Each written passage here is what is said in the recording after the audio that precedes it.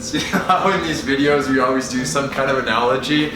We're gonna try one here, and I don't know if it's really gonna work. But you know how maybe you've eaten dinner and afterwards you're like, oh, I could really go for a nice Coca-Cola right now. I could really drink like a really sugary beverage, and you know that if you do it, it's gonna be trouble because it's gonna keep you awake all night. If you're like me, if you have caffeine later on, it's gonna destroy you.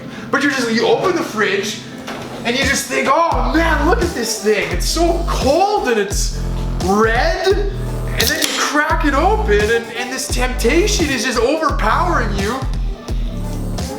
And you just start guzzling the thing. And now you're done.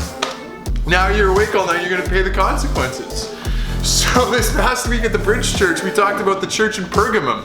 And Jesus says to this church in this place that he says Satan lives, Satan has his throne here. He says, look, this is a city that's really hard to be a Christian. I mean, there's pressure on the outside in all kinds of ways.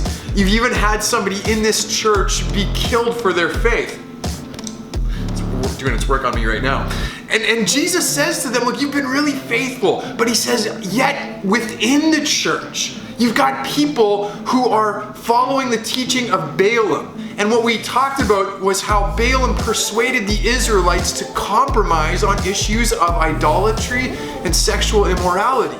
And this is the temptation that so often trips us up too. It's not the outside pressure as much as the temptation from within, cloaked in spiritual language, that tries to get us to compromise, tries to get us to kind of give a little bit so that we don't stand out as much, so that we don't experience as much pressure being Christians.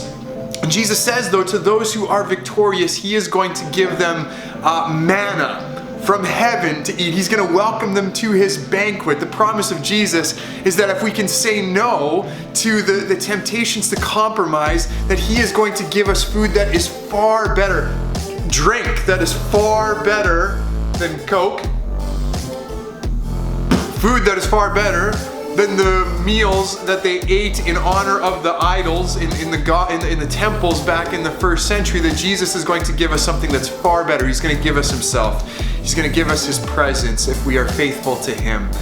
So my one question this week is what are some examples of ways in which we are tempted to compromise from within?